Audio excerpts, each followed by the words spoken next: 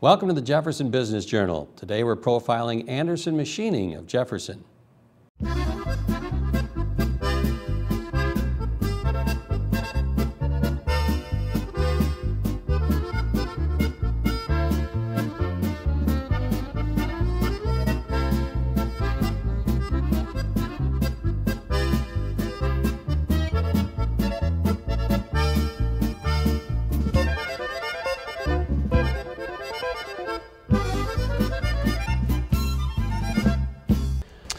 Hi, I'm Jim Klug, your host for the Jefferson Business Journal, sponsored by the Jefferson Redevelopment Authority.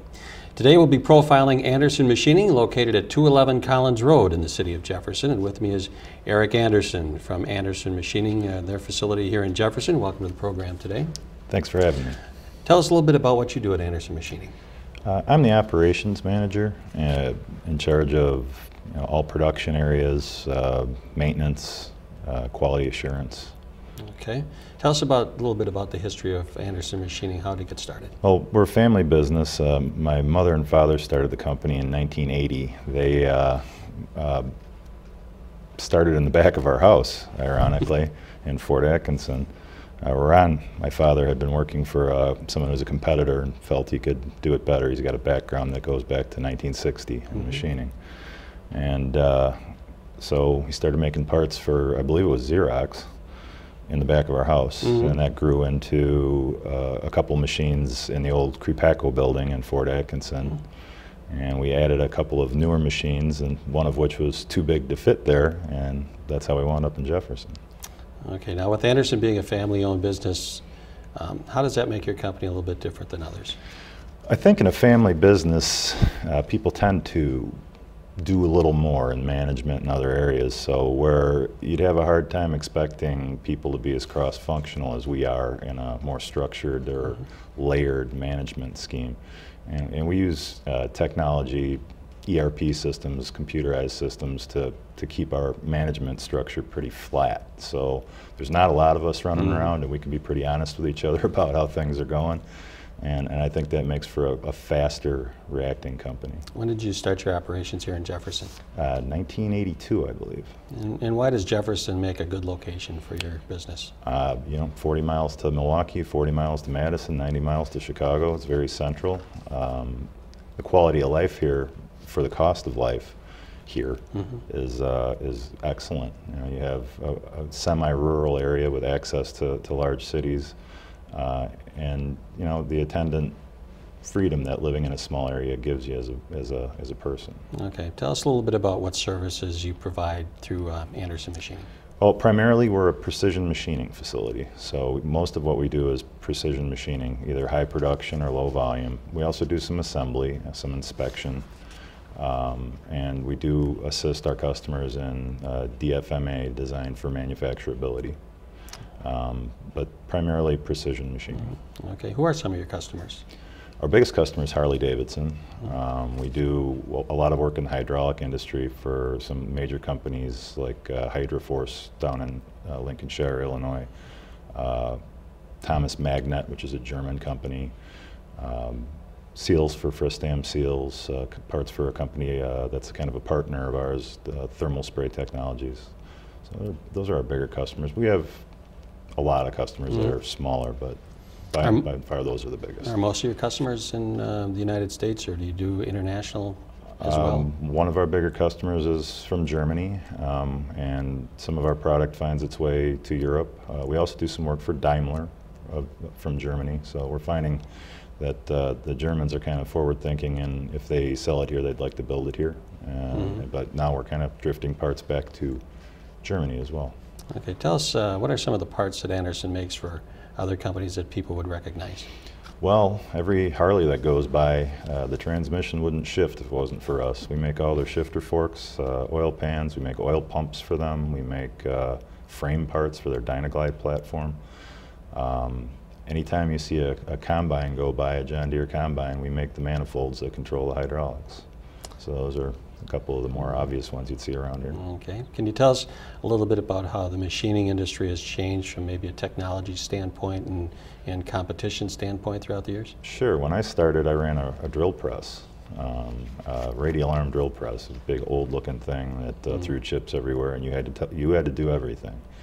Modern equipment is computerized, obviously, called CNC machining now, and we got into that early in about 82, 83.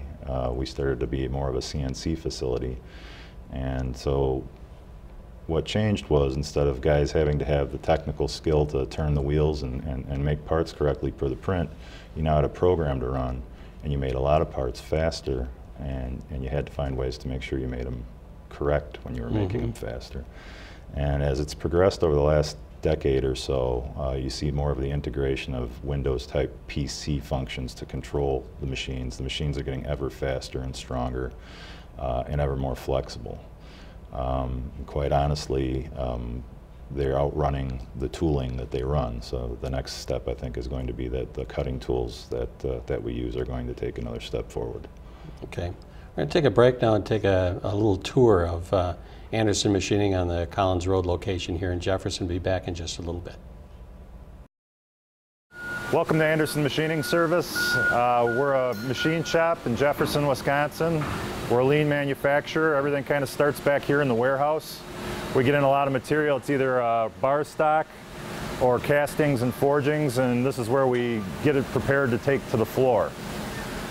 We turn our inventory about every week, so it's a very small warehouse, even though we put 80,000 parts a week through it. This is a typical part for us. This is a hydraulic manifold we make for a customer. It actually goes to Caterpillar eventually. We do about 50,000 hydraulic manifolds a year here. Very complicated stuff. Very long cycle time machining, and that's one of the reasons we use this FMS system. You make extensive use of computer networking here. Every cell that we have in the facility is linked via our ERP system. It tells us all of our instructions for our operators, all of our quality information, inventory, work instructions, tips on how to succeed on a job, things like that. Our customers are able to actually zoom in and see what we're doing with their parts through their own portal. It's a very strong selling point for our customers, and it's how we keep things organized with a very small management team. We do both small lot machining and production machining. In most of Jefferson, we do production machining for customers like Harley-Davidson, Caterpillar, John Deere, Sauer Danfoss, and the like. This cell is a very automated cell. We make a balance shaft for Harley-Davidson in. 6 robots, 6 different machines, including heat treating in the cell. Very tight tolerance part, and we make about 1 a minute. The operator here has to be able to control all 6 machines and has to have a really good handle on the tolerances on a very difficult part. We utilize state-of-the-art inspection equipment here. We have several coordinate measuring machines, or CMMs, that we use. Ours are Zeiss Conturas. They run a scanning type system, so they're very accurate at form and dimensional sizes, whereas conventional CMMs aren't necessarily. It's a very accurate way to check very accurate parts. In this process, we have a part that's so accurate we actually have to use the machine to measure where it is before we start, so that we put the machining exactly where we want it. So we actually use a probe to inspect the part, and we set the machine coordinate to the perfect location on the part, and we get a perfect part every time. This is one of our flexible manufacturing systems where we make about 40 different part numbers for Harley-Davidson in this line.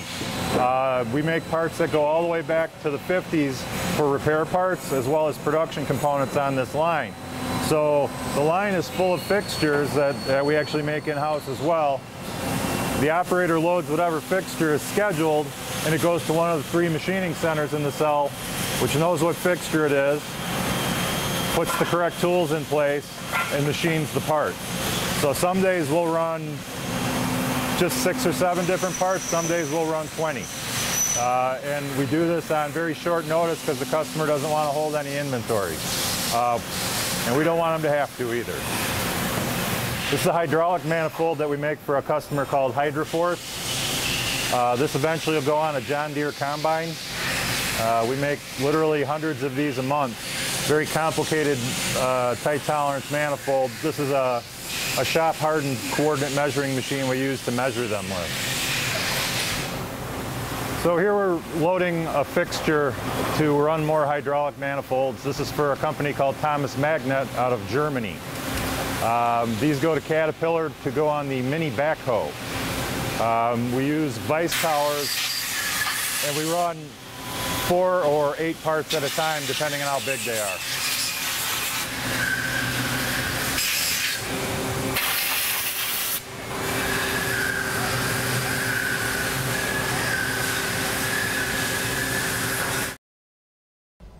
Okay, back again. What are some of the new technologies that Anderson Machining uses? Well, a lot of it is focused around how we handle information and how we convey information to and from the floor. So we use one of the newer technologies that we use is actually not something you would consider part of machining. It's our ERP system for planning and directing our resources. So our customers are very interested in being able to trace the product from its inception. And so what this does is gives us the ability to trace everything that goes on with the part. It all goes through the ERP system. All of our employees on the floor have access to every document they need to manufacture a part. Training documents, quality procedures, and so on. So it's a big, it seems like more of a managerial thing, but it is an important piece of technology. And on the sharp end of the stick, so to speak, we're kind of at the cutting edge of hole-making technology. We drill holes very quickly by using high-pressure coolant and other things that aren't as common in a job shop environment as you would think they'd be. And finally, we use some very cutting-edge inspection technology. The Zeiss CMMs that you saw on the tour are cutting edge and give us levels of information that just were not possible 10 years ago that tell us exactly what our processes are doing. How many people do you employ in the Jefferson location? As of right now, 116. Really? Okay. And you also have a location in Whitewater, you said earlier? Yeah. And how many people down there? There will be 12 there. We're kind of just firing it back up again.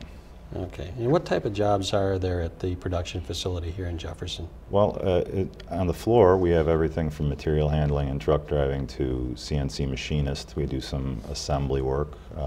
We have people that we consider machinists who are capable of setting up jobs and troubleshooting and doing some minor programming on the floor.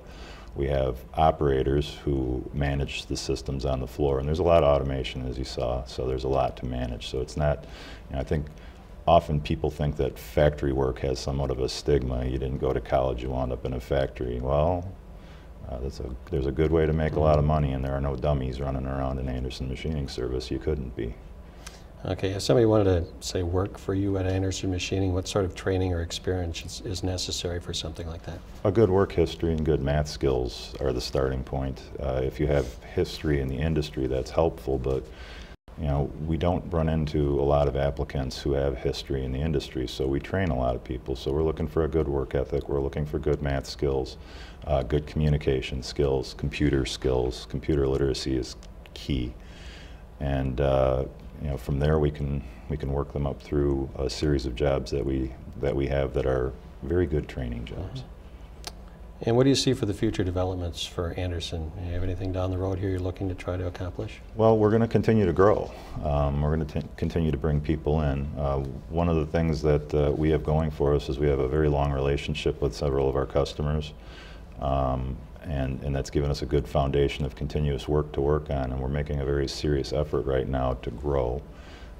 We've added, I think, about 20 jobs in the last year, and business is on the upturn, and we're gathering a bit of a reputation in the hydraulic industry, and I think we're going to see a lot more of that kind of work, so we can apply some of the advantages we have in the market. Okay, great. Thanks, Eric, for being with us today. Thanks for having me. Okay. We've enjoyed profiling Anderson Machining for our program here today. We look forward to watching Anderson continue to grow in our community and wish the company many years of successful business, and they're a fine community business and excellent corporate partner for the city of Jefferson. If you're interested in obtaining more information about the company, you can visit the company's website at amscnc.com. And thanks for watching Jefferson Community Television.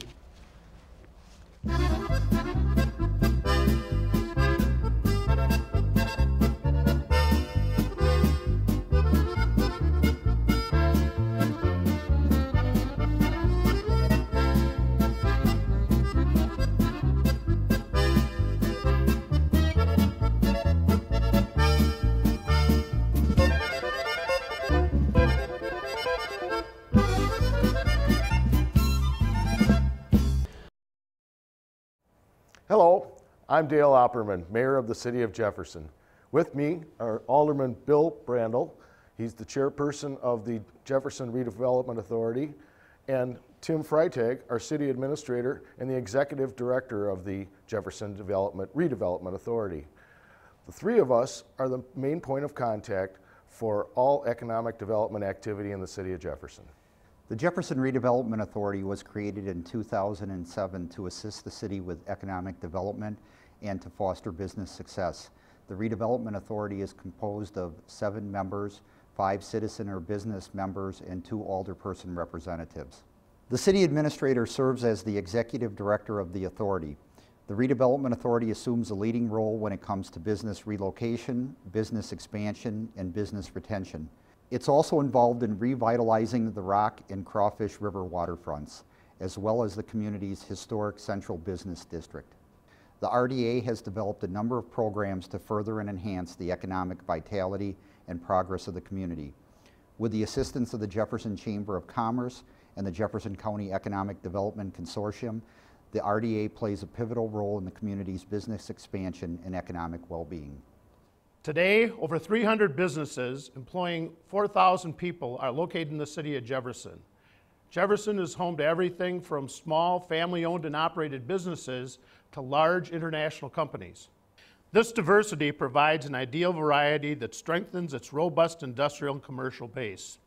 Additionally, both new and old are fused together here, as some of Jefferson's earliest industrial and manufacturing companies are still in operation today. Under various names, Tyson, established in 1879, and Nestle Purina Pet Care, established in 1910, are among the city's oldest operating businesses. A dedicated trained workforce, a strategic location near major arterial highways and access to railroad, plus a strong, diverse economic foundation characterized by commercial, industrial, and agricultural businesses have all made Jefferson a distinct site for business relocation and expansion. The diversity of our business base provides a strong foundation for the quality of life which we enjoy in Jefferson.